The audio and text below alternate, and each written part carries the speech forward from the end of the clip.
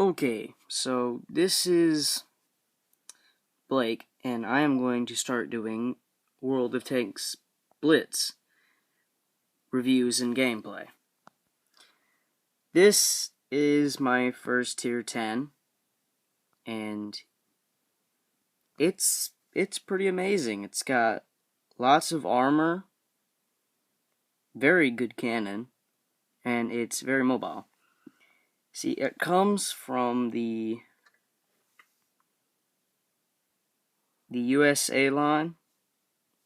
The first one, what I did was went all the way up to the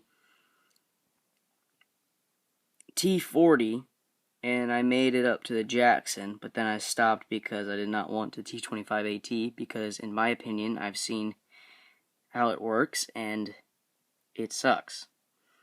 So then I went to the M8A1 line, and I went through this, and I used the T28 prototype once it came out. I raced towards it, and I got there pretty quick. And then I saw how frequently I was getting killed by T28, so I was like, okay, I'm going to try this out because I wanted the T95 anyway. So I had some free experience. Oops.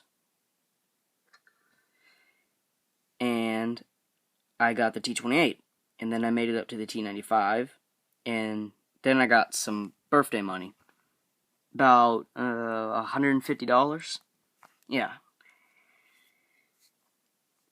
And I played with a bunch of my other premium tanks, and I got a lot of XP, and I finally got to this, the T110E3.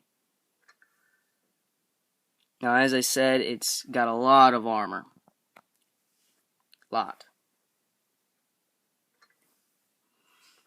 See, it has 1,900 hit points. The hull armor is very good in the front, 305 millimeters. I mean, that's incredible. Almost nothing in tier 10 can go through that except for an IS-7, which is what I normally get killed by. I mean, I have no problem going against the Jag Panzer E100 or an E100.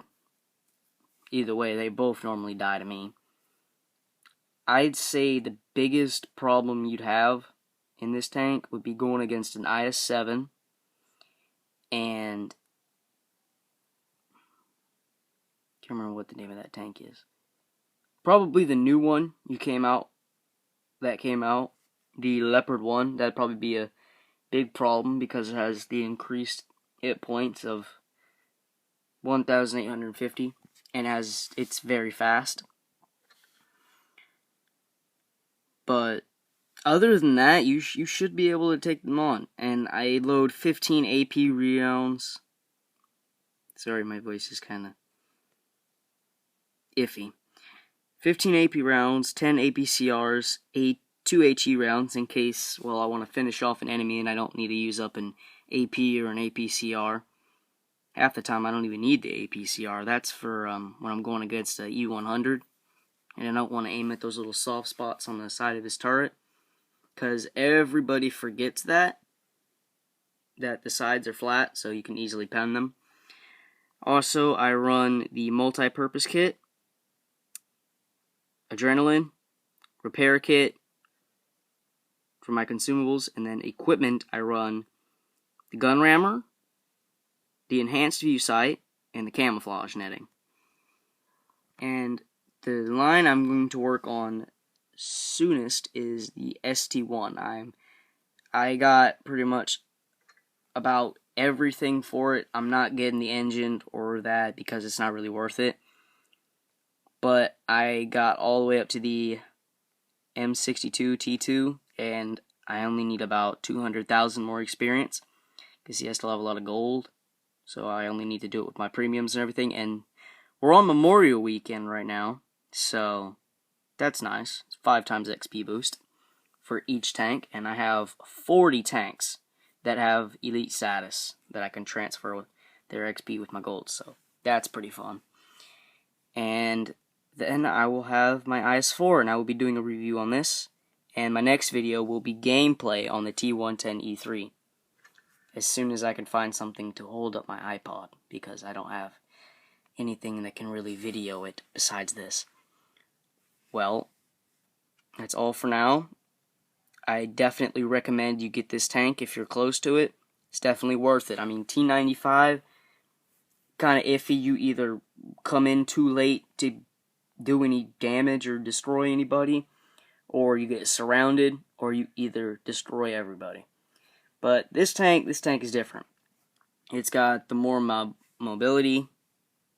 See, the speed limit of 24 and 21 traverse speed, 875 engine power, weighs 75.23 tons. That's actually pretty good for ramming. Aiming time's actually really good on this tank too, 2.5 seconds. That's pretty good, and the rate of fire is also decent as well.